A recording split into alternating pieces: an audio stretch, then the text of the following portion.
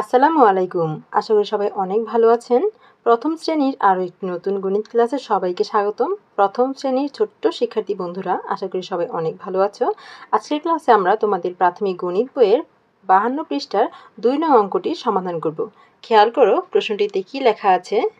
প্রশ্নটিতে লেখা আছে, একটি গাছের ডালে 7টি পাখি বসেছিল, পরে 4টি পাখি উড়ে গেল, গাছে কয়টি পাখি থাকলো?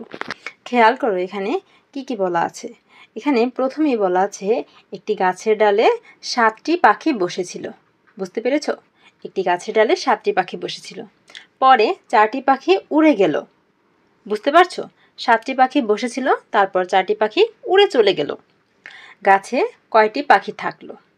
এই প্রশ্নটা যদি বোঝা হয়ে থাকে, এখন আমরা সাজিয়ে সাজিয়ে এই প্রশ্নটির সমাধান করব। তো প্রথমেই আমরা প্রথম লাইনটা সাজাবো। কি সাজাবো?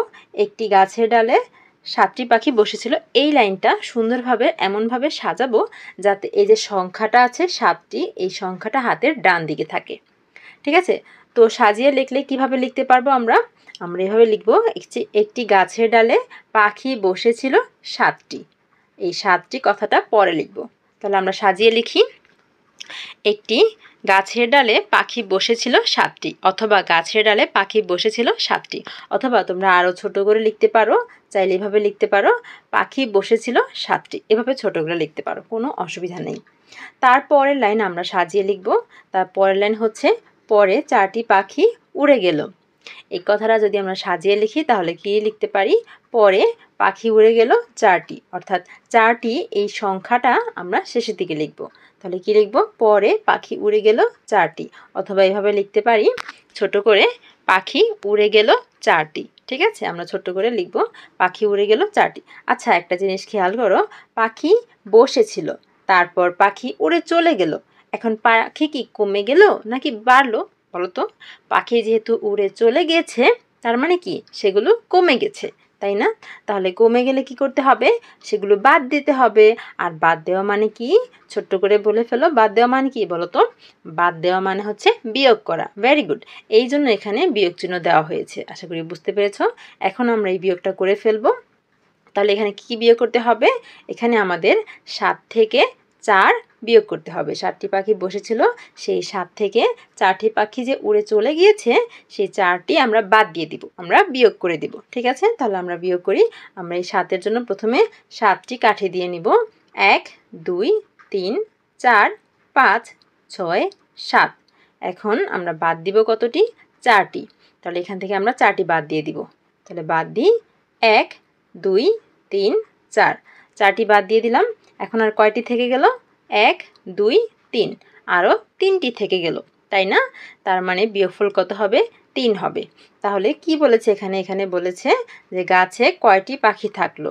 তাহলে আমরা লিখব, পাখি থাকলো আরও কয়টি? 3টি, অথবা ছোট করে এভাবে লিখতে পারি আমরা, গাছে পাখি থাকলো 3টি। ঠিক আছে? অথবা শুধুমাত্র তোমরা এভাবে লিখতে পারো যে পাখি থাকলো 3টি। তোমরা এভাবে ছোট করে লিখতে পারো। আর এই যে এখানে একটি চিহ্ন দেওয়া হয়েছে, এই চিহ্নটির নাম আমি আগের ক্লাসে বলেছি, তোমাদের কি মনে আছে? এই চিহ্নটির নাম হচ্ছে সুতরাং। সুতরাং গাছে পাখি থাকলো 3টি। কি? সুতরাং গাছে পাখি থাকলো 3টি। আমরা বিয়োগফল পেয়েছি 3টি। তো আমরা উত্তর পেয়ে গেছি। আমরা সুন্দর করে উত্তর লিখে দিব। উত্তর 3টি। কি বলতো? উত্তর 3টি। আশা করি এই বিয়োগটি বুঝতে পেরেছ, এবং কেন বিয়োগ করা হয়েছে সেটাও বুঝতে পেরেছ। তোমরা এখন থেকে এ ধরনের যত প্রশ্ন আছে সেগুলো প্রথমে পড়বে, তারপর বুঝবে যে কি বলেছে, আর তারপর চেষ্টা করবে বলার যে এই অঙ্কটা কি করতে হবে, যোগ করতে হবে নাকি বিয়োগ করতে হবে। সেটা ছোটবেলা থেকেই তোমরা যদি চর্চা করো তাহলে তোমাদের যোগ হবে নাকি বিয়োগ হবে সেটা নিয়ে কোনো সমস্যাই থাকবে না। দেখো, এই অঙ্কটা কিন্তু খুবই সহজ। কিছু পাখি বসেছিল, তারপর কিছু পাখি চলে গেছে, উড়ে চলে গেছে। তার মানে কি? উড়ে চলে গেলে সেগুলো বাদ হয়ে যাবে, আর বাদ হয়ে যাওয়া মানে হচ্ছে বিয়োগ করা, তাই না? তো এই ধরনের যত অঙ্ক আছে সেগুলো বিয়োগ করতে হবে। আশা করি বুঝতে পেরেছো। এখন তোমাদের কাজ হচ্ছে নিজেরা খাতার মধ্যে এভাবে সাজিয়ে লিখে নিজেরা বিয়োগ করো, তারপর বলো কে কে পেরেছো। আশা করি বুঝতে পেরেছো। দেখা হবে পরের ক্লাসে। পরের অঙ্কগুলো সমাধান করে দেব। ততক্ষণ পর্যন্ত সকলেই ভালো থেকো, সুস্থ থেকো, আর অঙ্কগুলোর সমাধান একদম ফ্রিতে পেতে আমাদের সাথেই থেকো। আল্লাহ হাফেজ।